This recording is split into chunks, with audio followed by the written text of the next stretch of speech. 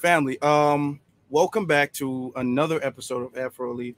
You know how it is with the links. I got to send the links out. So let me see. Okay. Well, it's sharing anyway. Okay.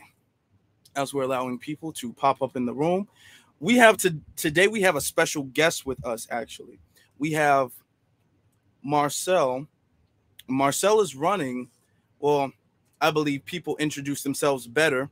But as you're coming in, if you guys could please leave a subscribe on the way in, leave a like, and share the video too. But we have, and somebody I've been watching for a little bit, been monitoring for a little bit. He's made other videos with Kid Gravity Beyond. That link is in the description. Another video with, don't know exactly how to pronounce Surveyor the God. That video is in the description, and his Twitter is in the description with the donation link is in the description. But without any further ado, let me introduce our brother, soon to be Congress member, Marcel. Hey, Afro Elite. Hello, everyone. How you doing? I'm all right. How are you? I'm good. So I know you've been very busy with interviews, and a lot of people have probably heard of you by now, but I would like to ask questions just in case there might be some people who might not have heard of you. So if you could describe what you're doing, what position you're running for, can you do that for us? Right. So I'm in South Carolina, and I am running to represent South Carolina Congressional District 6. The office is currently held by Congressman James Clyburn. So I am running against him on a reparations platform to represent my majority Black, vastly majority rural district in Washington, D.C. Okay. That's good. Now you're saying you're running on a reparations platform. Now, of course, me and you have had conversations before, but for the audience who don't know exactly, can you give a definition of what your reparations platform is? So reparations, first of all, because there's a lot of lies and myths out there, which is why, for those who follow me on social media, you probably noticed I've been doing a series called Reparation Lies and Truth, where I address the lies about reparations. And by telling the truth, reparations is not some payment from white Americans. I really don't want nothing from them. When our people were emancipated from slavery, we just want them to leave us the hell alone. And that's what we pretty much still want now. It's not a payment for white Americans to Black Americans. It's a debt the federal government owes us for the unpaid wages and for the damages and harms inflicted upon us after slavery, from redlining, lynch mob, land theft, Jim Crow, the FHA, which destroyed numerous Black communities, the burning down of Black Wall Streets. All of those trillions of dollars we've lost, that is the definition of reparations. So my reparations platform includes direct monetary payments to everyone who is a freedman. And for those who don't know what I mean when I say freedman, freedman is the legislative term for Black Americans who are descendants of those who were enslaved by the American government. Not Black people of an immigrant background, but Black Americans whose ancestors were emancipated at the end of the Civil War. We are legislatively referred to as freemen. If you are of that lineage, you will get direct monetary payments. You will also receive justice in regards to stolen land. That will all be done through the Freedmen's Bureau, which will serve as a department of the government that will act on our behalf. My reparations package will also include us having federally federal enclaves in all 50 states where only freemen can live. Have our own post offices, our own schools, our own banks, our own hospitals. So those are just some of the basics of my reparations platform. Okay. That's very powerful. That's definitely something that we would need. Um, I fully agree with that. I fully agree because it's been long overdue. Now, I know you probably get a lot of pushback from this. And when we talk about reparations, one of the things that have constantly been come up, one of the talking points that's constantly used to push back against our justice claim for reparations is that happened a long time ago. Nobody alive is a slave. Nobody alive owns slaves. Why can't we just let it go? So what would you say to counter that talking point? Well, first of all, I will tell them shut the hell up. Just to be very clear. And second of all, I will tell them that one, this is just not about slavery. But let's play that slavery was a long time ago game. That's a damn lie.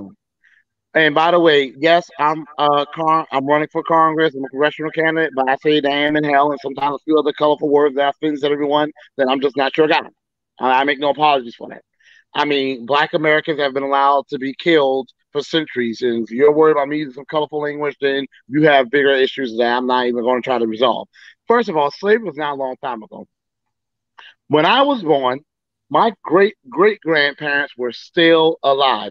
Great great grandparents who were born in the late 1800s. Their parents were enslaved. My great great grandmother just died in 1995. Okay? My great grandparents were still alive. One, who just died in 2015 at the age of 101, she was raised by her grandparents. My great great great grandfather, he was enslaved. He died in the 1940s. So those are two people from my family tree. One who was formerly enslaved, who just died in the 1940s, and one whose parent was enslaved, who just died in 1995. Okay. Second of all, reparations is for Jim Crow and redlining, things that just ended in the 1960s, but in some states, such as South Carolina, in the 1970s. My parents were almost in their early 20s when Jim Crow and redlining were finally outlawed in South Carolina. This was no long time ago. But I also want to say to people, even if it was a long time ago, so what? You don't get to tell me that because you did not pay a debt that's owed to me, I have to let it go. That's your fault that it happened a long time ago. It's your fault that what should have happened did not happen. You should have paid the debt a long time ago. So really, it's not that slavery, Jim Crow, redlining, and Black Wall Street were a long time ago. It's that you are late in paying the debt that you owe us. And now, because of that, interest has accrued. So whether this happened in the 1700s, 1600s, which by the way, people were still enslaved up until the 1960s. And if we look at the 13th Amendment, our people are still technically enslaved. That's irrelevant. The fact of the matter is we are owed the debt. If someone owes me money, $50, and they don't pay me, and I die, and my children are now in need, and they know that I was owed those $50, they inherit whatever debts I had to pay off for whatever I am owed. Okay? You don't get to tell my kids, well, your dad's gone now, so I don't have to pay it again. No, it's your fault that you did not pay it when it was due. So that's what I would say to those people there. I think that would be a great answer to say. That'd be Another a great thing too I answer. want to say is that that standard, if it was a long time ago, is only ever used when it's Black Americans, freedmen. They don't say it to Native Americans who have received settlements long after the atrocities were done. They didn't say it to the Japanese Americans who were interned, and by the time reparations were paid in the 1980s, a lot of the Japanese who were actually the recipients of the wrong had already died. They only use that when it's Black Americans. Exactly. And you're making great points because the wealth didn't disappear. It's not like it's been destroyed. They still have the wealth. They're still passing the wealth down. The wealth is still being accumulated. The wealth is still growing. So just because the person who might have stolen the wealth isn't alive today, that person has passed the wealth down. The stolen item is still here, actually. It's just being passed down to a new owner. So the current owner is responsible for returning the debt or paying the debt that their ancestors didn't, because the wealth that they got, they didn't earn. Their ancestors gave it to them. So therefore, their debt is passed down to them. Exactly. So I like the point you make. Right. I say that to white Americans who will sometimes say, oh, yeah, Black Americans were done wrong, but it's so long ago, and you weren't a slave, and, you didn't go through Jim Crow and redlining. My parents did. My mother and father are still very much alive. But I also say to them, okay, if you want to play that because it wasn't you don't deserve it game, then I say to any white American or any coon out there who supports them, let's apply that standard to everything. All those white Americans screaming about their Second Amendment rights to bear arms. You didn't write that Constitution. You didn't ratify that Constitution. You weren't there. So why do you think that right applies to you?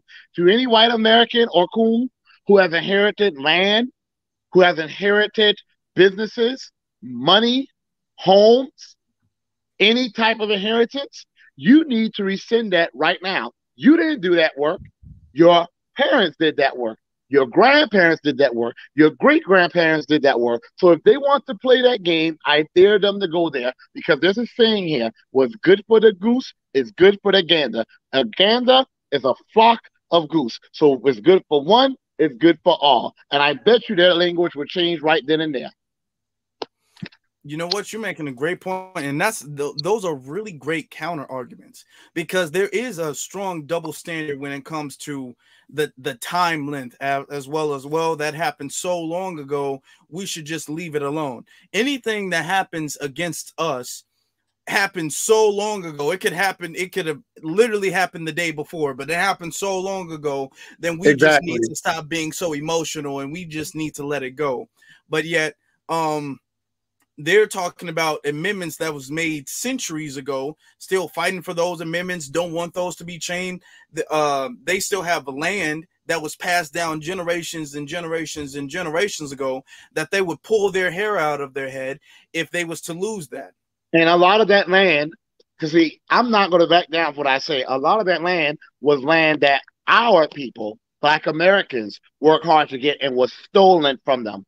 And as a Gullah Geechee person, that we have land that is being stolen right now, that literally just a decade ago, or sometimes even less than 5 years ago, there were Black people living there by the ocean, by the river, and now there's a resort there because the Black people were done wrong. They were either priced out of their communities after not inheriting the wealth that we should have gotten, or it was stolen from them via a system called heirs property, where a person who owned the land didn't leave a will, so the descendants just are shares. They own shares of the property, and what happens, you can buy one hair out and then force the others off, and that happened a lot. Or the FHA, like they did with my community that I posted about this morning, widen the highway or put a railroad through it and force the Black people out, only to develop it for the wealthier, whiter citizens that will move in later. So you're right. And another thing I find very hypocritical. This is a country that tells us never forget 9/11. This is a country that tells us never forget the Holocaust. You know what? You're damn right I'm not going to forget, because my great-grandfather, who's still alive and living in New York City, moving south around New York City, he fought to help end the Holocaust. He fought to defeat the Nazis. So he was excluded from the GI Bill that gave billions of dollars to 14 million white veterans that allowed them to become dentists and doctors and architects and astrophysicists, you name it, while he didn't get a dime. My father inherited the poverty while his white comrades, their descendants, inherited their wealth. So you're damn right I'm not going to forget about the Holocaust, because my great-grandfather helped brought it to an end, and all he was met with was anti-blackness from a country for whose behalf he was fighting. They say don't forget the Civil War. I'm here in South Carolina that has a state holiday that honors the Confederacy, a traitorous nation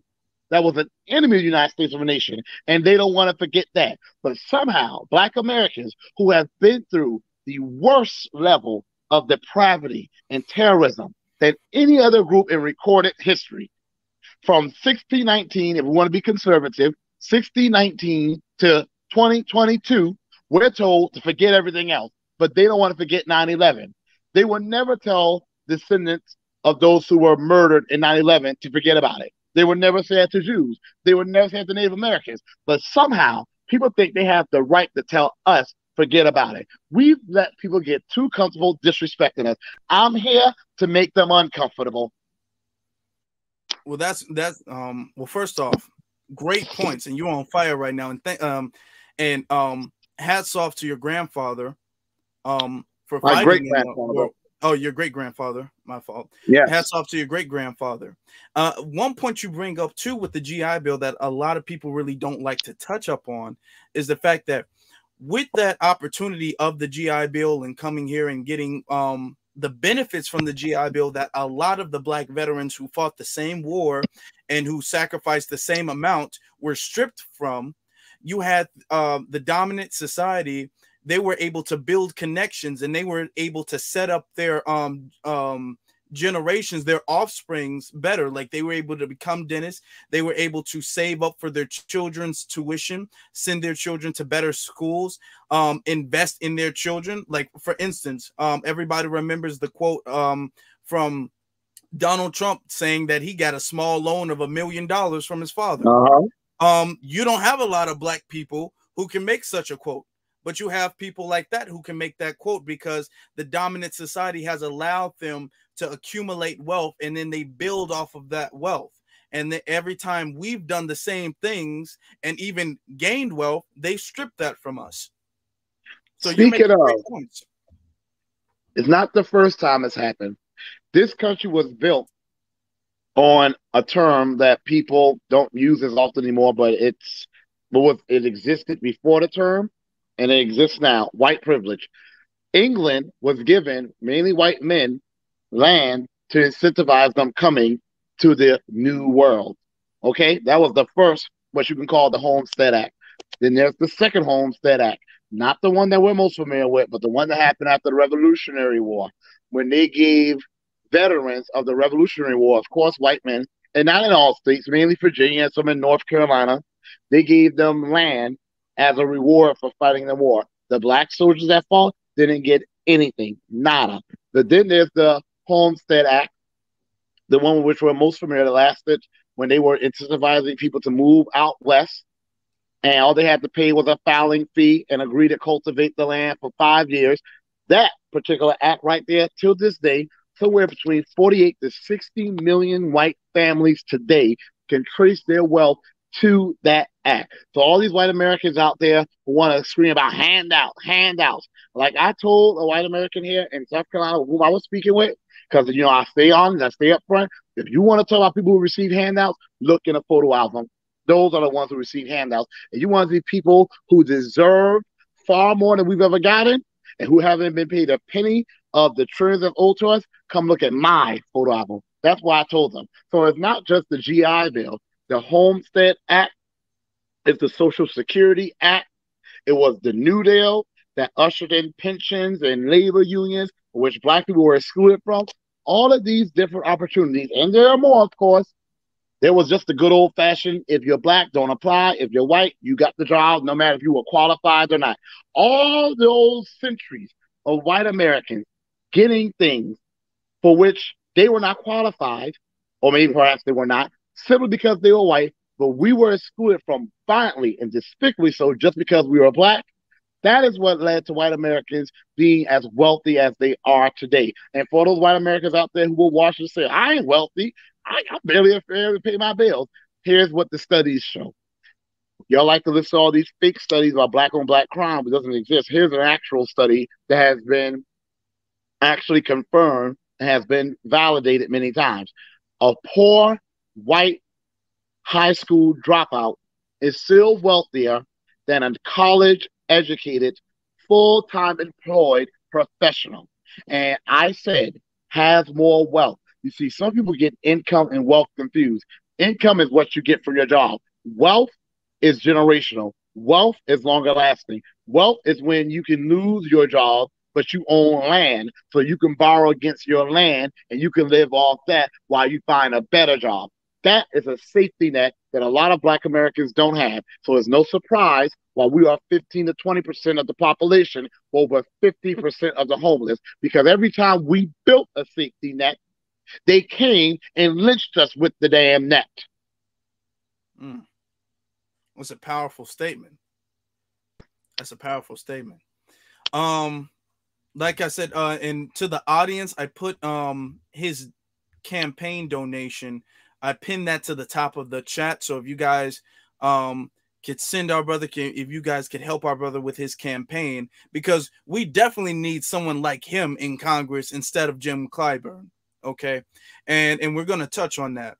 And I feel like now that you've been able to kind of build a little bit of rapport for the audience, those of the audience that have not seen you before, I'm sure they have in other channels, which I have linked in the description below. Let's talk about your campaign. But the first question is, how did you get to the point you're at now? How did you get to running for Congress? Was it always a passion for politics, or did you see like, hey, somebody has to do it, let me do it? Or how did this happen? More of the latter. As far as this being a goal of mine, never, ever, ever. I was raised in a family. We abstained from politics for religious reasons mainly, and politics were not a part of our lives. And we were always well informed. My mother raised me. She bought us this big black book, like something like called 1,000 Facts You Should Know About the Black American. We read Essence, Ebony. My mother kept us well informed of the wonderful people we are, all the atrocities we've been through, and what we were owed.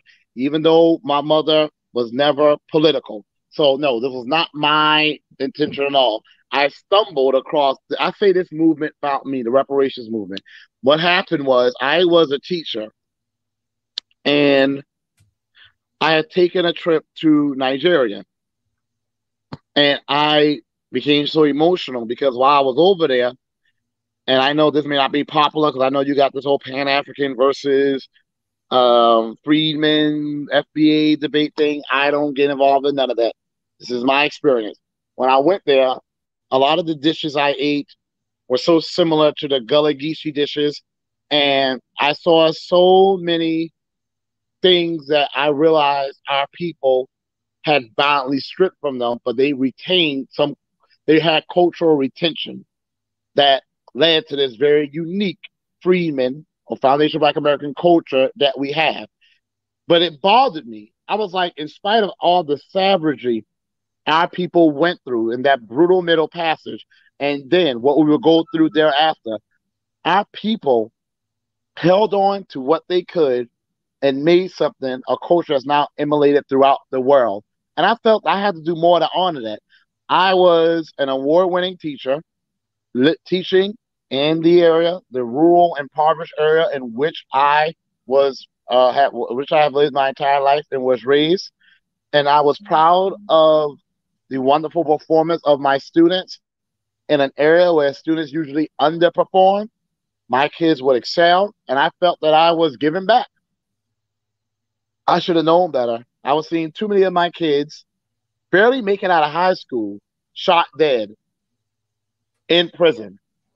And even though those were extreme cases, I was seeing the majority of my students, even those that would get a college degree from a four-year university, languish in the same poverty in which their parents had lived, and their grandparents had lived, and their great grandparents had lived.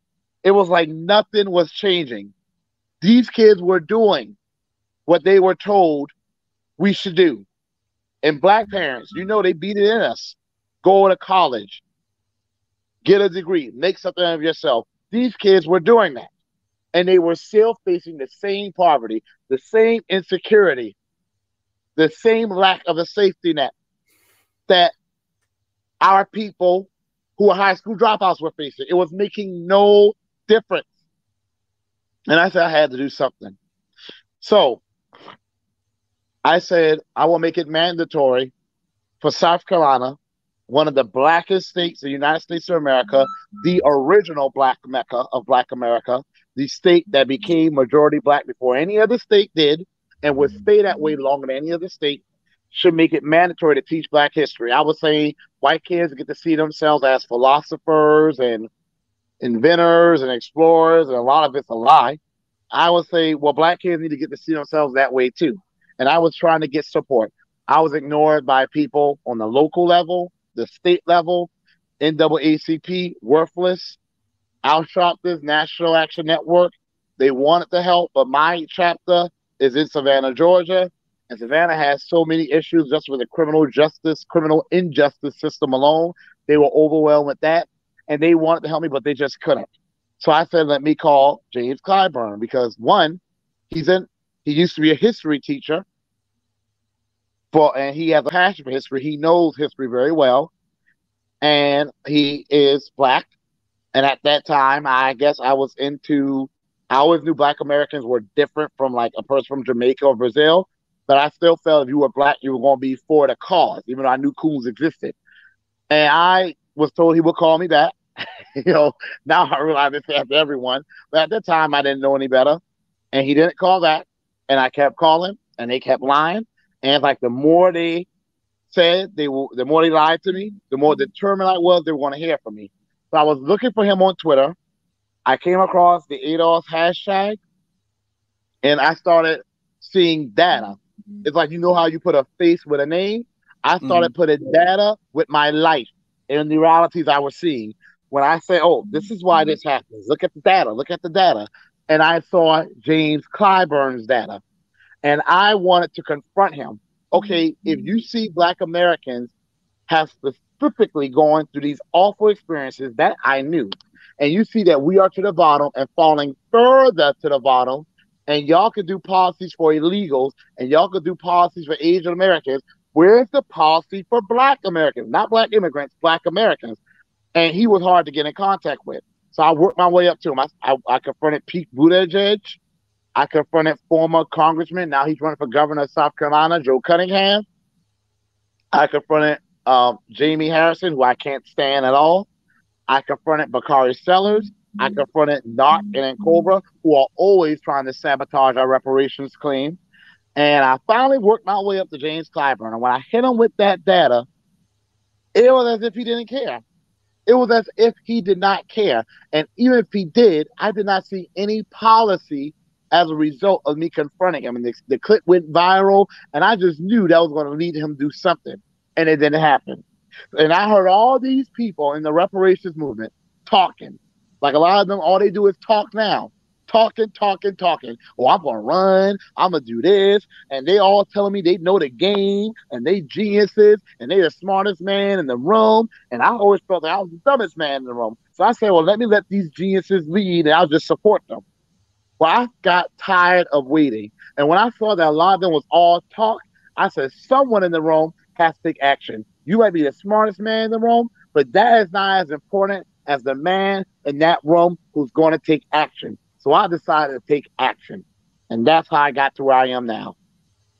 Well, hats off to you for doing that, because we definitely need people who do that. Everything you said, it's been so powerful, everything you said. From the instance of our young black children working hard, working their butt off, studying day in and day out. just so they can unfortunately be in the same cycle that we're always in. We're constantly told to pull ourselves up by our bootstraps, and if we would just stop being lazy and go to school and get a job, everything will be fine. And then when black people, and I'm not going to say we stop being lazy, because we never have been a lazy people, but Exactly. when we excel beyond expectations, we still don't get the results from it. So it's not the fact that we're not working hard enough, it's the fact that every time we do it, you have a barrier of success. There's like a glass barrier of success that you guys refuse to ignore, or not you guys, but that they refuse to admit to. And then we have political representation. I say that in air quotes, political representation that is supposed to be looking out for our best interests, but instead they're over here caping for illegals, and they're doing this for Asians, and then they're doing this for the minority, and that's so vague it applies to everybody, or people of color, that's so vague it applies to everybody. But they say they can't do anything specifically for us. And we keep getting told these lies, and we gotta wait, and we gotta just be complicit, and we have to be grateful for the little bit of crumbs that get brushed off of the table after everybody else has feasted off of resources that we've built. And some people fall for that rising tide lifts all boats. I said, listen here, they were throwing us off the boat in the 1600s. Literally, they would feed us the sharks, to the point where you have actual documentation from our people who were enslaved being kidnapped from the continent of Africa, forced over to the Americas, from the people who were actually captives of the slave ships, who literally wrote how the sharks would follow the slave ships because they became accustomed to feeding on our dead bodies. So they were throwing us off the boats literally then. They're still doing it now in a political sense. And I will also say this to the coons out there. You always got to keep the coons in mind. To the coons out there, want to say, well, you just got to work hard and pull up your pants. First of all, shut the hell up. Second of all, studies have shown, because these are the same coons who always want to cite studies that show us in a bad light. A lot of times, those type of studies are BS.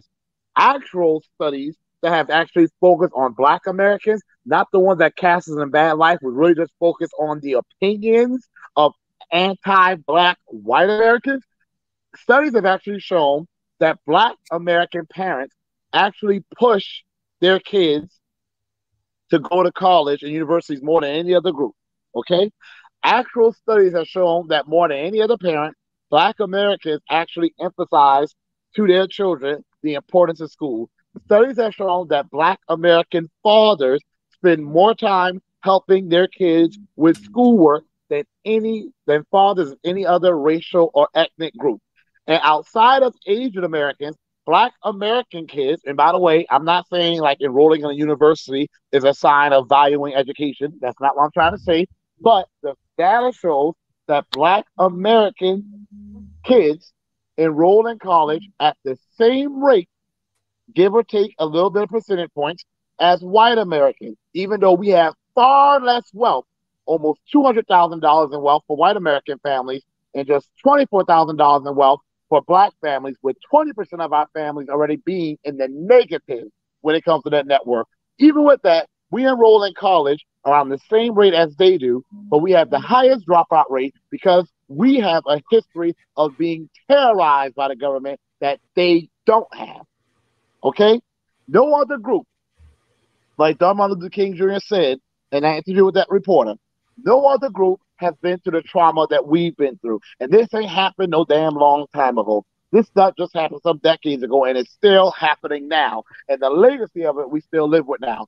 I have known people who have put all their life savings into their business, and all they had to see happen was a hurricane came along, or it was burned down, or it flooded, and their business went belly flop, and they never economically recovered. I've seen that happen in my life. And of course, the people look like us. But I've seen it happen to white Americans too. When the Great Recession happened, there were many white Americans that I read about who lost everything they had. Okay? That's one act of your business being destroyed. We built Black Wall Street, and not just the one in Oklahoma. We had a Black Wall Street in Mississippi.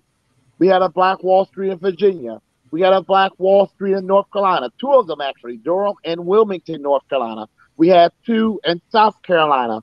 One in Columbia, which is our capital, and one a small town by what is now Augusta, Georgia, and Aiken, South Carolina, named Hamburg. Where we had access to the largest inland port. All of them were either destroyed by straight out anti-black lynch mob violence, either was burning them down, or they were destroyed by the FHA by putting railroad tracks through them or a highway, or the government destroyed them via eminent domain, as we see they just tried to do, or they're trying to do in Mason, Tennessee, or they were destroyed by integration, where Black Americans were pretty much deprived out of supporting their own communities. The point I am making, over 50 Black Wall Streets destroyed, most of them by violence.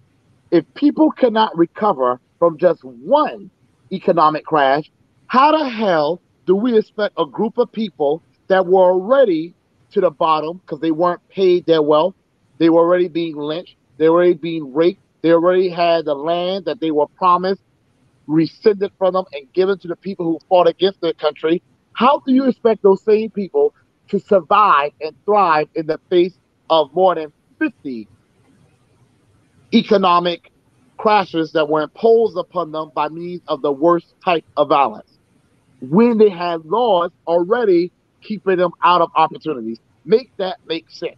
It doesn't.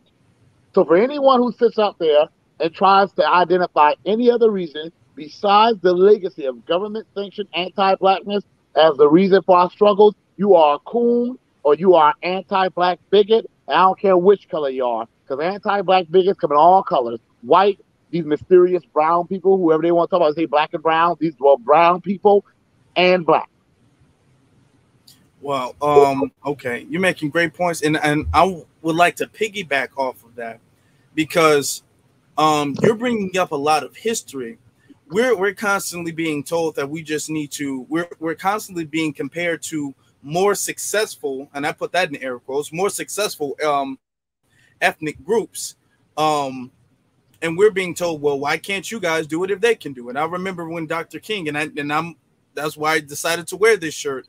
When he made this campaign to get reparations, okay?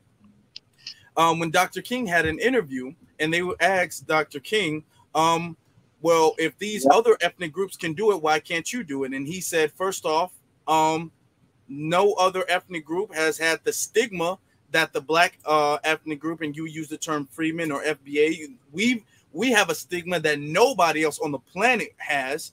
Plus, they're given economic basis, they're given foundations, they are actually given handouts, and they're given opportunities in second and third and fourth chances to become successful. And yet every time we're like getting it out the mud, so to speak, we get stripped from that.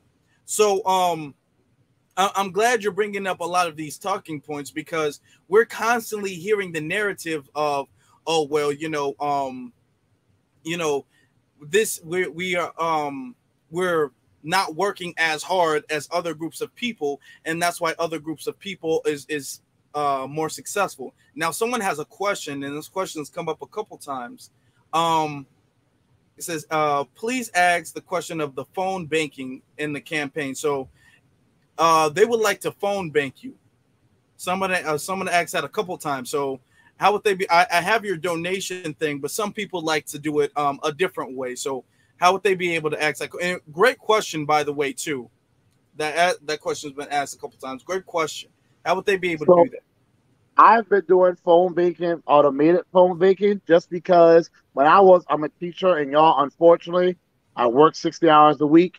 I'm not like these corporate politicians. I'm sounding like those Bernie Sanders people. I don't like them, so don't think I'm one of them. But it is true when they say corporate politicians, the people who these corporations pay to run, where they get millions of dollars and they can not have to work and they can just campaign. So because I have to work, when I wasn't working, I was managing the phone banking system. And I have a very small team, a powerful team, but very small team. And I didn't have anyone to manage the phone banking. So I've been paying for an automated system. But if anyone would like to actually make phone calls for me, if you are on Twitter, you can DM me at Marcel for Congress, or you can email me at repairblackamerica at marcelforcongress.com. Repair Black America at marcelforcongress.com. So thank you for that. And before I forget, I want to say something that you just brought up. What you mentioned is called the model minority myth. They use that, they weaponize that to attack Black Americans. They try to say Asians are the model minority, okay? And they try to make it like, well, look, they came here, every immigrant, for some reason, somebody has to tell me what this is about. Why does every immigrant come here only $5 in their pocket? I mean, every immigrant story I hear, they got out to play only $5 in their pocket. So, I mean, I need to understand. I mean, so everyone just has $5. No one came here with $2.50. It's always $5. So, and you know, I heard those three punks on that radio show. I don't know what those guys are called. I ain't never heard of them. Fit and Fresh and DJ Academic something, and they were going in about immigrant working hard and work ethic. You want to look at a model minority? You're looking at two right now. We, the model minority. What immigrant group has done what we did?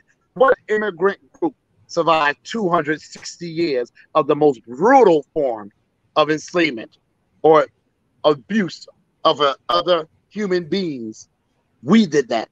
What group, even during that time period where we were a minority and outnumbered and out militarized, still revolted? I am privileged to be here in South Carolina, the state that had the most slave revolts. Even when we knew we were going to lose, we fought. What immigrant group does that?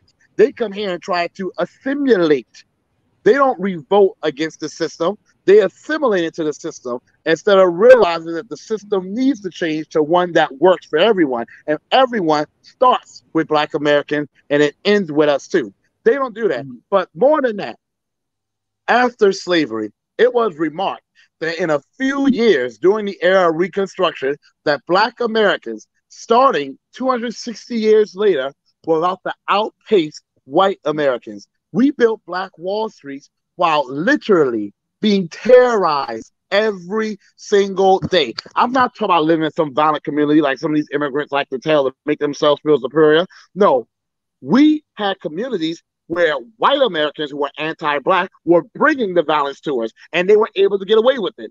Babies being ripped out of our women's stomachs and stomped to death, just so these pieces of scum, tubs of piss stains can see who would die first. Our people being lynched, fed to gators. We were going through terrorism every single day, not a penny in our pocket. In South Carolina, I read that after the Civil War here, the poverty was so deep that some of our people had to go and eat rotten food off of the corpse of Union and Confederate soldiers. We were not even literate by and large. And still, we built Black Wall Street that had they been allowed to prosper and not unjustifiably burnt to the ground, New York City would right now look like a one street light town. We are the model minority. So to Fit, Fresh, DJ Academics, and anyone out there trying to say they're the model minority, we are looking at the faces of two model minorities right now. Foundational Black Americans, legislatively called freemen. Black Americans, descendants of American slaves. We are the model. Y'all are just cheap imitators. That is very powerful. That is very powerful. Okay. I'm gonna have to make that a tweet. We are the model minority because nobody's been through and conquered and achieved what we've achieved. And for too long, our achievements have been understated. Our history hasn't been told the proper way. You know, we're looked at as we just struggled. The only thing we've done is struggled, and we're barely getting by. And we don't understand our greatness, really. It hasn't really been told to us. So that's why we need people like that. And I'm pretty sure you were very motivational as a teacher to your classmates. I want to say, well, thank you. And I hope I am. Let me tell you something. My students in elementary, middle, high school, they probably think I'm the devil when they have me, because I don't pull punches. I tell it like it is. I make no apologies for that. I can tell you right now, Clyburn and his friends, there's some of the people who used to be my supervisors who didn't like me. I'm sure they didn't fan them horror stories, and he's probably going to try to weaponize that to him and the little lynch mobs out there who think they can weaponize some of the kids who I've been hard on, whose parents didn't like it. If they think that's going to scare me or intimidate me, you don't know who you're dealing with.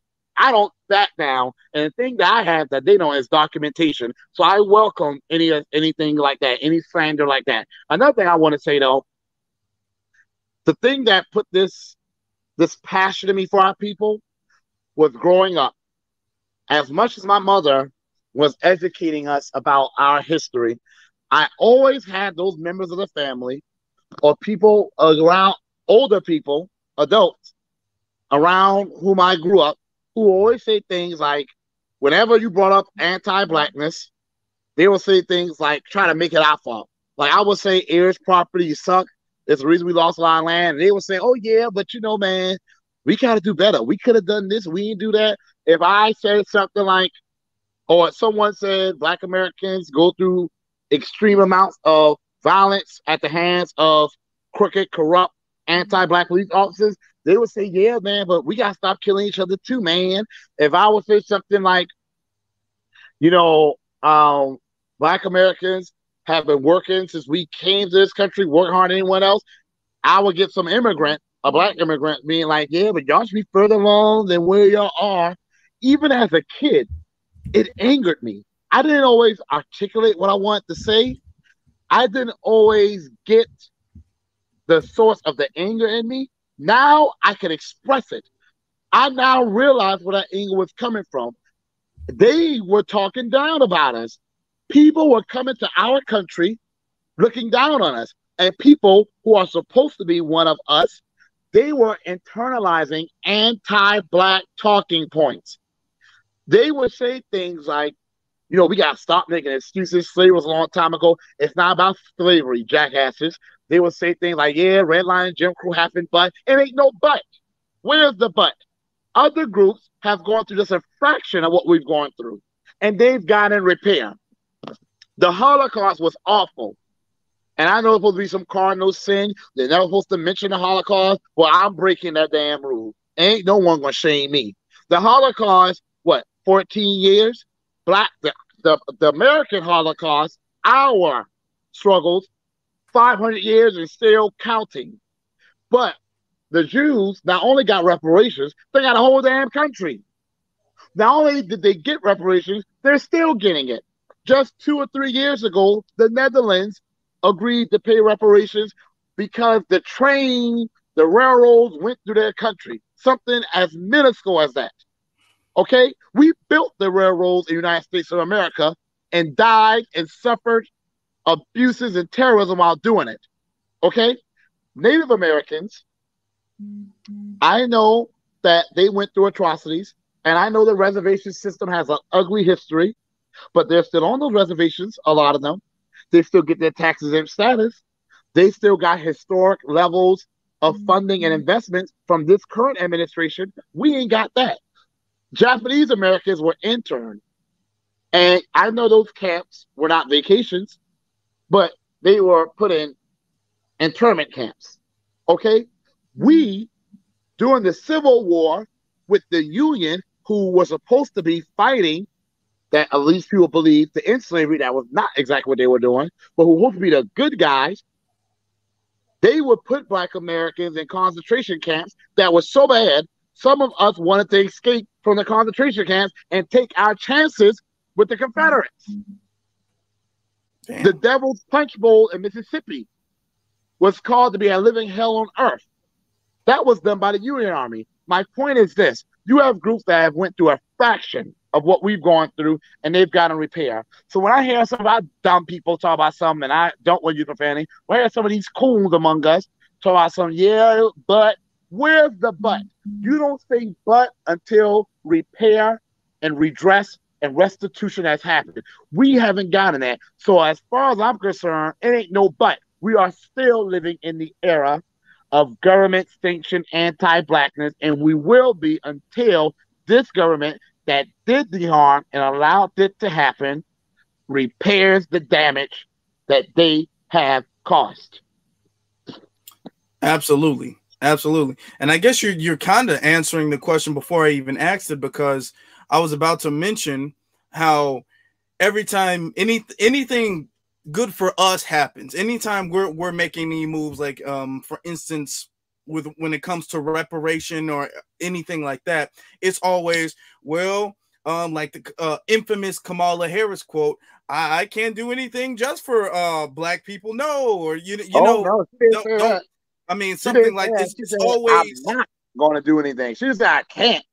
uh, She could, and she knows she could. She said, yeah. "I'm not going to sit here and say I'm doing anything for black people." No. So now I want to. Here's my infamous Kamala Harris moment. I've had LGBTQ people ask me, "What am I going to do for them?" I'm not going to sit here and say I'm going to do anything that's going to support LGBTQ people. No. I've had brown people. I don't know who brown people are, by the way. I think they mean Hispanic and Latino when they say brown people. If that's who they mean, don't get me started. A lot of those brown people, they either are white or they're dying to become white. Mejorando la raza is a mindset that is deep among Hispanics. Anti-blackness is deep among them. And you don't have to even look. You could look beyond America. You could go to Latin America. And I've been to many Latin American countries, but you could just read a book, read an article. But go and look at how they treat the Black Americans in Afro Latinos in Colombia, where 36% of the population is Latino. I mean, are black Latinos. But so I'm not going to say I'm going to do something that's only going to benefit Hispanics. No. And I'm going down line. Native Americans? No. Asian Americans? No. I am going to sit here though and say I am going to be pushing for policy that's going to be specifically to benefit Black Americans, freedmen. Yes. Now, And you got to be unapologetic about it. And that's one thing oh, I I definitely am. respect about you. Well, let me Somebody asked tell a you. question. Uh-huh. They asked me to ask Marcel to explain the importance of June 14th, 2022 South Carolina state primaries, and why all national Black support matters. Thank you for that question, Sable. So first of all, June 14th is probably going to be one of the most. It could become the proudest, one of the proudest days thus far in our history. Because I always believe our best days are ahead of us, y'all. I love the '70s too. Okay, y'all do a little too much for the '90s to me. The '90s weren't hitting on nothing for me, but I love the '70s. To me, if I had to be born during that, I told my mother and father they had the best teenage years. I would have loved to be a teenager during the '70s and come back to be like I am now. But our best days are ahead of us, y'all. And June 14th could be the beginning of one of those best days. We already saw one of those best days happen 2 days ago in California. And I don't believe in state reparations, but the fact is, California, NAASD, they did get specificity for the reparations claim at the state level, where we are now descendants of American slaves. They've set a precedent where we now have a precedent where we don't longer have to give it to blackness. Now we can say descendant of American slaves, freedmen. That's not in California. Our next best days are coming up. In South Carolina, June 14th, 2022, I will take on my Democratic challengers, James Clyburn being among one of them. And I tell people, even if you don't believe reparations is going to happen, there are other issues at hand too. One, illegal immigration. He is supporting that New Deal for New Americans, which will make 20 million illegal immigrants, give them federal class protection status. When have we ever had a federal class protected status? We are owed that. He ain't pushing for that. He's pushing for the illegals to get it. Not only that, they will get federal resources to give them housing, jobs, education. Well, we get nothing. That's what's on the agenda. Also, y'all saw what that lady just did, right? Mackenzie Bezos. She just gave something millions of dollars to help Black women get an abortion. And people want to tell me I'm crazy when I say that they want us to abort ourselves to extinction. Now she could have done. We got all these homeless Black people. She could have paid for them to get housing. We know that 50% of Black businesses close because of COVID-19. She could have helped those 50%.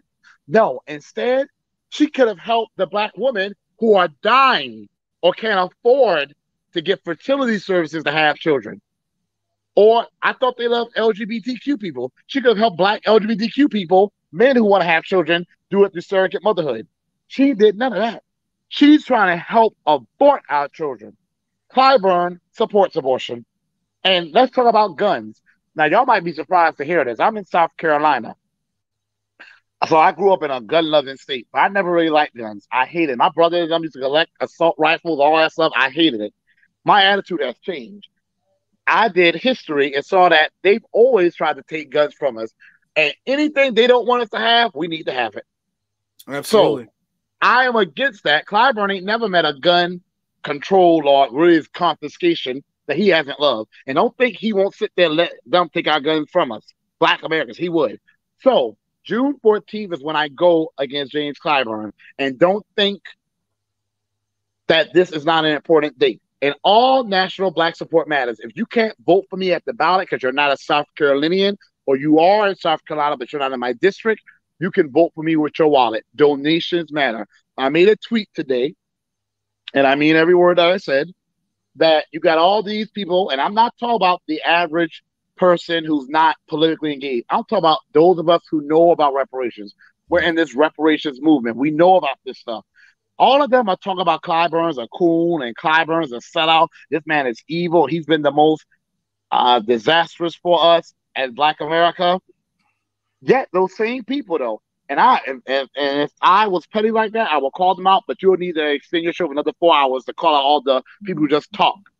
The same way people were talking about they were going to rant, but they didn't. So I did. They talking now. There are some people amongst us who have resources. They could donate to my campaign if they wanted to, but they haven't. Those same people, though, you go on their Twitter account, all they're doing is talking about Clyburn, a sellout, narc, and ain't Cobra, but they ain't trying to do nothing to stop it. They just talking on Twitter, but they could support my campaign to help replace Clyburn with a true reparation. If he's as bad as you say he is, why would you not do that?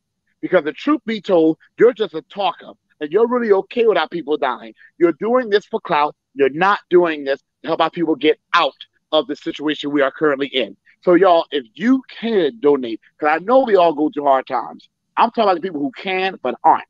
I know a lot of us, though, are going through hard times. I am. You're looking at one. But if you can donate, I know it's there, marcelforcongress.com/donate. It will help. People vote in two ways, at the ballot, with their wallets. And that wallet matters. That's how I get on TV. I was on TV recently, and now everyone's talking about me. That's how I get in the newspaper. That's how I get advertised on the radio. That's how I get on social media. That's how I'm able to rent out venues to do community events. Because people are saying, well, why haven't I seen you out in the community? Well, one, I work, and two, I have to have a place for the community to come and meet and greet me. Public events, a lot of them don't like to host political candidates because they feel it'll be divisive. You know, small town. It could be just small town politics. I don't know. But that's why donations matter so much. Yeah, you know what? That's very true. Donations do matter. And of course, I'm not a politician, but I do know a little bit about that. A lot of that stuff takes money. And the thing is that when somebody who truly wants what's better for the community, when they have to fund their campaign by themselves, and they are up against an opponent who has the backing of corporations, who has the backing of other politicians and other rich business people, they have better funded campaigns, and then they snuff out the better quality campaigns. So that's why we definitely need to fund the people who are supporting us, you know. So, and right now it's March 31st, so we have a little bit of time between that and June 14th. Very little. So any bid, every, like, if you got $10, $15 one weekend, you know what, instead of getting a pizza or whatever, let me help Marcel's campaign. Every little bit helps. Every little bit helps. And we have enough time so we can really start building that stuff up, because the more we support him, the more he is able to do. you know, and you hear the passion in this, bro. I'm not even really asking him those many questions. It's just the fire is coming out of him. So this is what we need. We have Jim Clyburn, who will easily see us wiped off the face of the earth and replaced with illegal immigrants. Okay, Yes, he would. he will easily see that happen, and he won't lose a wick of a second of sleep for it. He won't lose a second of sleep. But we have people who are passionate and who want this for us. And what we need to do, if you're not, now of course I'm in Illinois, I can't vote for you, but you know, I can spread the word and I can donate to the campaign. So that is something that I can do. I have brothers and sisters who are all across the nation who might not be able to vote for you, but they can do what they can do, which is help finance your campaign. And for the brothers who are in your district, you guys definitely need to support him, not just by voting, but also with the campaign. And may I say something? Vote and donate. I can definitively say, without any evidence, I already speak on something unless I have proof. I can say I'm being blacklisted by the media in South Carolina because Clyburn has been in Congress for a long time. He's an extremely powerful guy. He is very well connected. And you know what's sad is, and I'm not saying this to feel sorry for him, people use him to, you know, they may not like him. They may even know he's bad for the community. But some of our people are so selfish and so evil and sinister that they'll say, hell with the greater community. He helps me out. So I'm going to vote for him because of that. That's what I'm going through. There's a certain person, I will not say their name, on the radio. And this person is from our area, not far from where I'm from, knows about my campaign, knows people that know this person, has mentioned it, hasn't reached out. One reporter finally broke the wall of silence and actually said my name because they got this thing. They don't say my name, but they're starting to say it now. They're just saying that I'm the only opponent of James Clyburn that has raised over $11,000, which for Clyburn, I mean, he's an asset at that. Now, I want to say this too. There's a lot of things I'm doing, y'all, that y'all don't see because I have a team, but my district is huge and rural. The people here on the ground with me are not in my local town. They live in Charleston, for example, which is like about give or take an hour away. And they work too. They can't always be to events that happen. I went to an event yesterday in a county named Hampton County, named after that enslaver I speak about in front of that Confederate monument and that commercial on my Twitter account. Yeah, Hampton County. Yeah. Leave it to South Carolina, the name Old County after one of the worst enslavers in the history of the United States of America. South Carolina for you, I expect nothing less. But I went to a convention there, and Clyburn's whole team was there. Clyburn was not there. Now, I want to say this. His grandson, his campaign manager, and y'all, please don't get mad at me. Don't do that tomato. I'm throwing tomatoes. Don't throw tomatoes yet. His grandson, I believe he's a nice guy, kind, means well. I believe sincerely, because now that I've met them, not that I spent a lot of time with them, but I've met them. You know, I've been in debates with them. I've been in meetings with them. I believe a lot of people on Clyburn's team means well. Now, Clyburn has told the story. I think Clyburn has been compromised, and there is no excuse for that, and I just can't forgive that. But I believe a lot of the young people on his team, he doesn't have a lot, but yes, some. I believe a lot of them mean well. I believe they feel that they are being strategic in a way to help our people. But here's the thing. I also think they want to test me out. There was a whole crew of them and one me. Now, they didn't come at me like knives are blazing, but they came at me. And y'all, I stood my ground. I am saying this. They said to me, for example, that the one time Clyburn spoke out in support of reparations, I don't know when that was, but apparently whenever he did that, they said that people came for him. And so one of them said that Harriet Tubman, they asked me, how did she treat the slaves? And of course, I knew the answer because outside of Maryland, the only other place that Harriet Tubman was really active was South Carolina. It's in the coast where I am. But we love Harriet Tubman here. We have monuments of her. We have a whole damn bridge named after her because these are areas where she actually was. So she's like she's our heroine here. Like we are possessive of her. Like Maryland, she's ours. But And I said to them, under the cover of darkness. They were like, exactly, man. That's what Clyburn is doing. They was like, he says the same exact things you say. They're like, I promise you. He talks too about how he's tired of other groups getting legislation, but not his people. I can't tell that, but whatever. And I said to them, this is an example. This is three guys, me. One guy brought that point up, and I said, here's the problem, though. Four guys, one older guy. The older guy wasn't really saying much.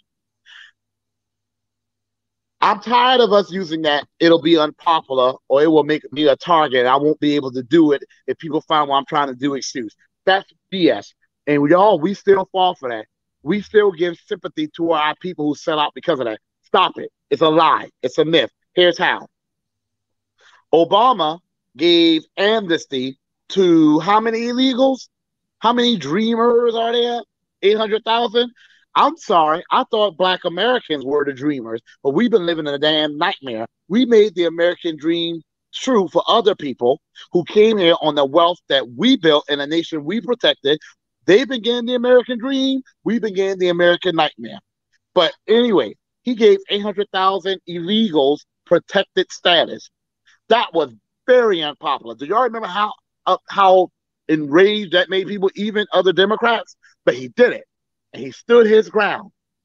He legalized gay marriage. That was unpopular in some parts of the country. He stood his ground. The only time people want to use that, it will be unpopular, so I got to be strategic with the excuse, is when it comes to Black Americans. And I said to Clyburn's team, I said, at some point, we have to be bold enough and bad enough to do what's right, even if we're going to be disliked. I said, if our people did it in the past, we can do it now. Y'all, the reason I bring this up, I can't get everything I do on camera. Look at me. I'm in my living room right now on my cell phone. There's no hair and makeup here. There's no PR person. I do have a PR person, but she's not here in this state with me. There's no PR person here to tell me, holding up a little teleprompter, say this, say this. No, this is my campaign. This is how we do as freemen. We took the least and we've done the most. That's my campaign. I am telling y'all, there's a lot of things I do behind the scenes that don't get caught on camera because I don't have a film crew following me around 24/7. I wouldn't be able to afford it, to be honest with you. So when people ask me how we know you're not going to sell out, because I ain't selling out now. Because if I want to make my life easier, I can easily sell out right now and run on that LGBTQ platform that people keep saying I'm going to do when I get to Congress. But I'm not.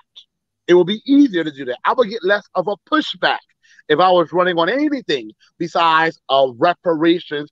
And not just a reparation, but reparations just for Black Americans. Not immigrants, not people of color, not all Black Americans, but just for freemen. So stop talking about how we know you're not going to sell out. I can make my life easier right now if I want to sell out. Okay? The fact of the matter is, you can't believe how many times I've been in a room with Democratic strategists who have put the pressure on me to try to back off of reparations or to try to give in to their way of thinking. I ain't doing it now when I have nothing, so you know I ain't going to do it when I actually get to Congress and actually have a national platform behind me. That's how you know. You know what? You know, one of the things I like and I've grown to respect about you is because you are so straightforward. You are so candid, so direct with your verbiage, so direct with your mission. We have a whole bunch of people who they talk good in the beginning, and then next thing you know, they slip a little Black and brown, they slip a little minority, they slip a little people of color, it somewhere deep in the fine print. But you're out here saying, nope, it is absolutely not going to be like that, and you can hold me to that. Okay, so when I get there, you can hold you. We have all this video evidence of me saying I'm not doing that. So when I get there, you can hold me to that, and that's what we need, because we have a whole bunch of people who they'll, and I've been saying this for a while, they'll talk good in the beginning just to get in the room, just so Black people will lend them an ear, and then they'll say, oh yeah, okay, oh, you know, we can't just do something for everybody. Well, let's do it for Black and brown, because you're all, you know, we're all kind of struggling in some way, so we got to do it for them. And we can't forget the Asians, and we can't forget the Jews, and they'll bring in, and then it's a boat for everybody.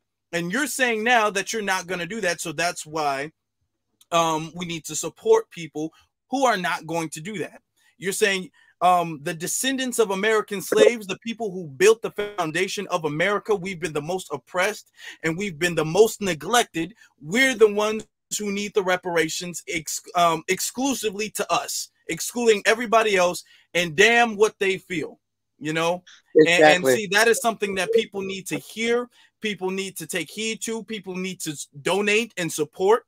Okay. I also have some of his other interviews on YouTube. His links, those links are in the description, as well as his Twitter is in the description, so you guys can go follow him on Twitter as well too. I should have put your Instagram. I wasn't thinking about that. I'll do that later when I go back in it, so you guys can check that out later. I'm not gonna keep this on too much longer, just maybe a couple more minutes. I want to say something really quick. Go ahead. I want to say that I would actually have a better chance of getting to Congress if I didn't have my current platform. So I have to think sometimes, are people thinking when they ask me about selling out? When has running on a pro-Black American reparations agenda ever made it easier for someone? People act like selling out usually means you're going to make it easier for yourself by doing something else. If I wanted to make it easier, I would start now. I would actually have a better chance of getting to Congress if I would drop the reparations. That's what people have literally told me. They say, well, you can still have it on your platform somewhere, but don't say it as much. No, I could have had endorsements already from LGBTQ groups if I just put on there some pro-gay something on there. Wouldn't do it. I could have gotten endorsement from some women's right group, which usually means white women who want Black women to abort their children groups, if I would take off my stance about, stop financing abortion and let's finance family support, economic support, access to contraceptives and birth control, but not aborting our kids out of existence. I would have had more support if I would drop my stance against illegal immigration and for lowering levels of legal immigration until Black Americans, freedmen, are economically prosperous. Do y'all not realize I've had organizations drop me because I have those things on my website? I have people who said they would have worked me and endorsed me if I wouldn't have those things on there. If I was going to sell out, I would have sold out already and gotten the thousands, probably millions of dollars in endorsements I could have had. Okay? Mm-hmm. No. It doesn't make any sense to struggle the hard way, then sell out when you get there. Why would I struggle to get to a place where I would have more of a platform? I will make it easy to get there and keep selling out. The best indicator of what a person will do is what they've already done. So if I was going to sell out, I would have done it already. I ain't going to sell out once I get to Congress running on this platform. If I'm going to go through all the hardships and struggles I've been through on this platform, you gotta be damn sure I'm going to run it when I get there. Why stop fighting then? Exactly. And we need, we have Jim Clyburn, who's been in there for far too long. And when I say far too long, I mean the second he's got in there, that was too long. And so he's been in there for far too long. Also, and you're hearing the stories that Black people are expected to be these subhuman superhumans and exceed beyond all expectations. And then when we do that, we still have that, well, you know what, you're still caught up in the cycle. It's an endless cycle because the game is not fair. It's a rigged race. You're running around in circles and everybody else is running in a straight line. And you have people like Jim Clyburn. We're walking with a 50-ton bag sack on our back, and everybody else has Lamborghinis speeding down the road. That's how it's been for Black Americans. And also, as far as Black and Brown goes, I don't know. People who have followed me for a while, I've had several Twitter accounts. I've gotten more discipline. I used to tell people I wish they die, and I mean it. But I can't say those things now, so I try not to say it. You ain't never, in all the interviews I've done, all the tweets I've sent, you ain't never heard me say people of color are Black and brown, unless I was saying the hell with people of color and Black and brown. I've always specified Blackness, and not just Black, but Black American freedmen. If I say Black and brown, that means y'all come to my house. I'm being held hostage. Okay? That's a distress signal. If you ever hear me say something like that. Okay. Yeah, definitely. Now, before we wrap it up, let me ask you. Okay, so now that the audience has really gotten a chance to know you, hear your passion, hear the mission statement, where can they reach you if they have any questions, any additional questions? Well, one, you can text me, and trust me, people do. Some people still call me, but I tell people don't call me because I ain't gonna answer. But I do respond to text. It's 843-940-8983. 843-940-8983. Now, I will say this. I have trolls text me. I don't usually get threats and stuff like that, believe it or not. The worst I get is get a job from like some of the white country people around here may say that to me, whatever. And I get a few coons write me every now and then. But I don't really get threats. What I do get though are trolls who want to waste time. No, I'm not going to answer for the 75th time something that I've answered 7,500 times. No, I'm not. I will tell you, see this interview, because I am running a campaign and I do work 60 hours a week and I do have a life. I do have other things that come up. So if people expect me to answer things that I've already answered an interview and you're not happy when I give you an interview that will give you the answer, then you're just not going to be happy. No, I don't have time to write long statements when I've already said it. So people have to understand that. But I always respond to text. It may not be right away. It may not be days. It may be over a week. But I will respond. Of course, people, everyone who follows me or knows me, I'm very active on Twitter. Like, maybe a little too active sometimes. You know, I'm always in some Twitter drama. I'm always in the middle of a Twitter battle. You know, I love it. The K Hive comes for me. Yes, bring me that energy. The Clyde Bomb sellouts come for me. Bring me that energy. Who else got coming for me now? Another crew just started coming for me, really. I got a few people. The vote blue no matter. Oh, the white liberals who tell us don't vote for white Republicans. White Republicans are racist, and they're our allies. They're actually worse. They come for me all the time. I love that energy. So anyway, you can find me on Twitter, Marcel #4, digit 4, Congress. I respond to tweets.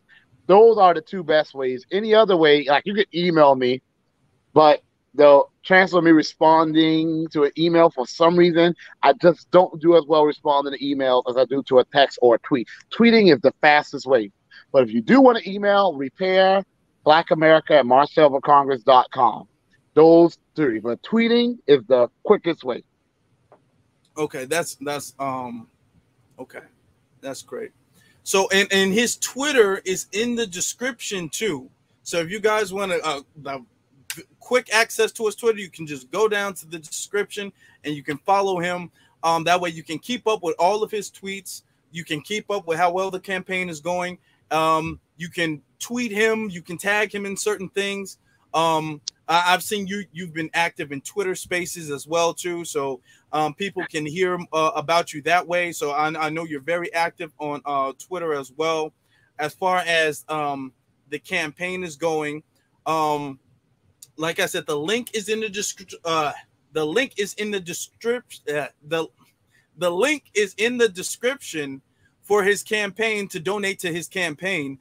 It's also pinned at the top of the comments. So as you guys are making your comments in the chat room, the link that's pinned is the link to his description, to his campaign donation. So you guys should donate, especially by June 14th.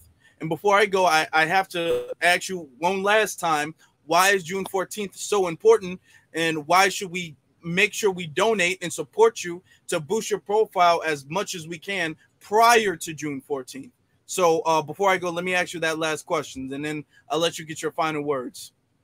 So June 14th is very important, y'all, because that's the primary when I go up against Clyburn. Clyburn has like $3 million in campaign funds. What he's planning to do, a political strategist told me this, and now I see it's true. Clyburn put in a newspaper that he's not going to campaign in South Carolina. So if you're in South Carolina, Clyburn just gave us the biggest middle finger. His district is the sixth poorest district in the United States of America. 435. He is number 6. Okay? But he said he ain't going to campaign and go around and talk to us about what we need. He said he's going to Georgia, North Carolina, New York. He gave us the biggest middle finger. But what he's going to do is this. He's going to take those $3 million. He's going to flood the airwaves with how great of a congressman he is. Social media, you're not going to be able to look anywhere and not see him. And if he feels I've already gotten so much recognition, he's going to spread negative ads about me. Now, I can't stop him from buying airtime, but he can't stop me from getting airtime either, because you can't buy it all. I don't care if I have to get at 4 o'clock in the middle of the night or 4 o'clock in the morning. I have to be able to keep his record out there. I can't make it about me. Make it about what I'm going to do. I also got to show all the time he's had and what he has failed to get done. So if you are in my district, South Carolina, District 6, Allendale, Hampton, Carleton, Williamsburg, Charleston, Dorchester, Bangburg, Richland, Orangeburg, Jasper counties, my home, Jasper County, you need to come out and vote for Great Marcel Dixon. You can't complain about how bad things are when you keep doing the same thing. If you want more of us being the poorest, the least land, the most impoverished, the shortest life, keep voting for Clyburn, get what you get, and don't complain. If you want to change, come for me. Second thing I want to say, June 14th is important. But before June 14th, there's also April 18th, which is Reparations Day, which is the day I'm going to officially announce my reparations plan. It's going to be big. So if you're not on Twitter or Clubhouse, you need to get on one of the two. I'm going to try to have it on Facebook as well, but that's going to be a big event. The Reparations Day, April 18th. We need to start calling it that. So that needs to be a federal holiday. The government comes to us to get their taxes. How dare you? Y'all owe us. So we're going to change it around the government. Say, reparations day. You're going to come to pay us. April 18th. So, but April 18th ain't going to mean nothing if y'all don't show up on June 14th to vote for me or give me enough donations to keep my name out there. Okay. Definitely. April 18th, Reparations Day. June 14th is the day he goes up against the notorious supervillain James Clyburn. Somebody asked right quick, or you go to James Clyburn's 6th district, which has 8 of the 9 most impoverished in the state. So 8 of the most impoverished counties. Yeah, it has.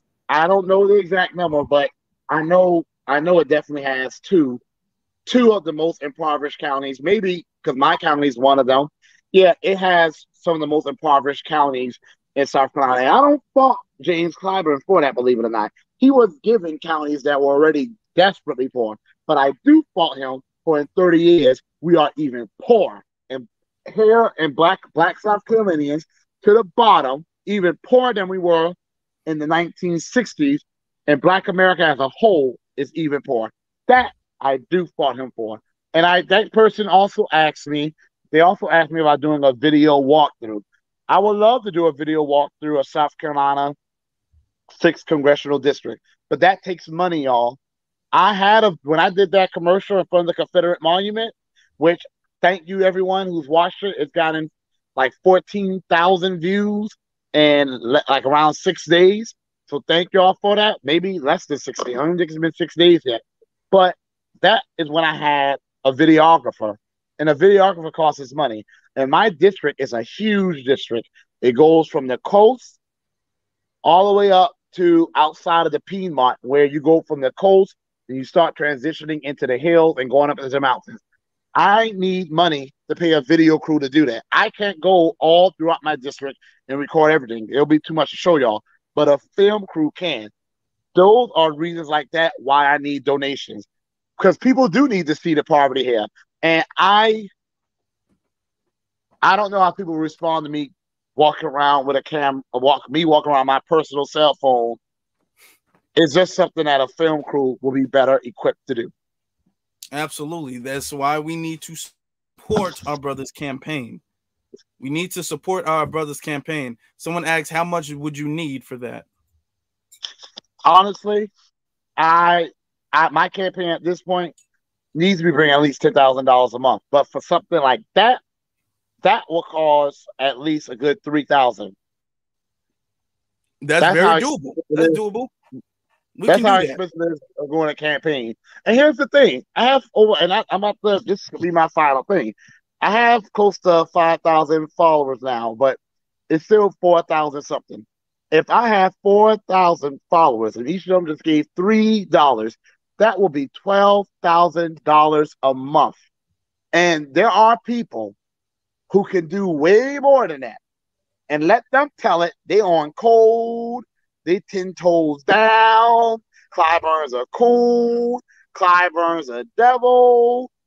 No, you're the coon. You're the devil. Because you know someone's here trying to help get rid of Clyburn. You have the means to help, and you are choosing not to. Somebody asked one question real quick, and I know, you know, they asked if we can donate a video team. Is that a possibility? Definitely, because that's a huge expense. Okay, that's a huge so definitely. Expense. He says yes, absolutely. Okay. Definitely. So I just want to say, 4,000 people, $3, that'd be $12,000. I know some people this may sound funny. I know for some people that'd be a huge expense. There are some people who can do $12,000 on their own, but they talk trash day and night about Clyburn. Don't talk trash about Clyburn being Clyburn. Let's talk about why you are not being 10 toes down. That's the expression, right? Like you say you are. When you know you have a person whose record, these aren't just words, my record has been consistent. I've been consistent. I'm out here doing the work, and you choose not to support me because you're worse than Clyburn. Wow. So let's not just talk about it, my people. If you can do it, I'm not being entitled, but there's nothing wrong with us feeling like we should expect our people to support us. Let's be about it. Yeah. Enough with the talking. It's time for the action. It's been time, but now it's your time. You said $3 a month. That's more than doable. That'll be $12,000 a month. I can do. If I've been able to stay in this race this long, going against the third most powerful politician in the United States of America currently, with getting the little bit of funds I've gotten, and thank y'all for that. Imagine what the machine I can build with $12,000. I can even help other candidates who want to run for reparations get shout outs and help bring attention to them. Like Tamara Sheedy in Georgia, who's running a reparations platform, and she'll be going up against Warnock, who does nothing for us, because I'm right by Savannah, Georgia, in May. So, yes. Okay, absolutely. To my foundational Black American family, this is our year. We can really get a lot of progress done. 2022 can be a milestone for our people. But we gotta stay focused, and we gotta be dedicated and for real about it. We can't just say, yeah, we like it in a tweet, or we can't just like a tweet or retweet somebody. Okay, if we're dedicated, if we're for real, like we say we are, then we will do it. And I believe that we are. I genuinely do believe that we can do this. Okay. So like I said, Marcel's donation is in the description. His donation link is in the description. His Twitter is in the description. The videos he's also done, Kid Gravity has been in here. The video he did with Kid Gravity, that's in the description. Other videos in the description. You can follow him, okay, so you can keep up with his campaign. You can make sure you share the donation link, okay?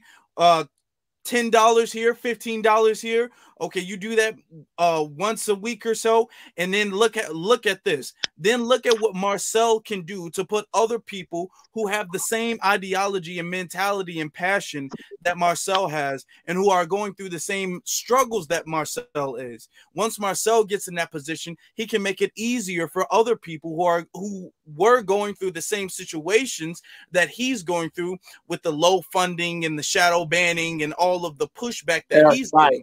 It will be easier. Every victory fuels the next victory. So let's make Marcel Dixon a victory for us. And I want to say, you're right. Thank you for that, Afro. And I want to say, y'all, I'm not even going to dignify the names of these people. We know in the reparations movement, there are two types of people. Well, no, there's really one type. The people who just want to show how much they know. They don't even care about us doing better. They just want to show, I read this book on reparations. I read this book, and I can quote this. So that means I'm the smartest Negro in the room. I'm not trying to be the smartest Negro in the room. I'm trying to be a Negro who's worthy of being in the room to get things done for my people. So what I'm saying is, when I get to Congress, my intention, I am not joining the Congressional Black Caucus because they are not for us. This is going to be my closing words. You go to the Hispanic Caucus, they say the needs of Latinos and Hispanics. You go to the Asian American Pacific Islander, they say Asian American Pacific Islanders. You go to the Bureau of Indian Affairs, they say Native Americans. Here comes the Congressional Caucus, scurrying around out the garbage. People of color, minorities. They make me sick. I can't stand those damn people. So when I get to Congress, I plan to start the Freeman Caucus. And one of the things I'm going to do, the Congressional Black Caucus, now as bad as they don't even endorse other black candidates. They will endorse a white candidate who has nothing on their ballots, but they endorse a black candidate who may have policies that might give you reparations, but something black specific. My Freeman Caucus that I plan to start is going to be out here endorsing and supporting Freeman candidates. I'm not trying to be the one and only. Some of us get off on being the one and only. Well, I'm the only one up there who got this. No, hell with that. I'm trying to be one of many. Help me, help us. Because at the end of the day, it ain't about me. Ignore me. It's about reparations. Help me, help us. Please. Absolutely. And thank you very much for your time. I know you're a very busy thank man. You for inviting me. Thank you so much. Thank you. Okay. And like I said to the chat room, once again, all the information that you might need is in the description below. So thank you very much. And thank you, Marcel. I'm about to close this out. You all don't forget to leave a like, comment, and subscribe. Check out Marcel. Okay, we got to support our brother. And thank you all for being here. Thank you all. I've seen people donate already. So thank you all to the people who've donated already. Thank you to Marcel. I know he's a very busy man. He has a lot going on, a big villain to fight, and he's fighting this villain, but he's not fighting the villain alone. He's fighting it with his B1 family. So B1 to all the family. And I will catch you guys later. You guys, thank you. Thank you. Oh, some people have said that they like the shirt. The shirt, that's a part of the merchandise, which is in the link. But get that after you donate to Marcel, okay? Get that after. The shirt can wait. Marcel, his campaign, that's priority. So definitely do that. But you guys take care. I'll catch you all next time.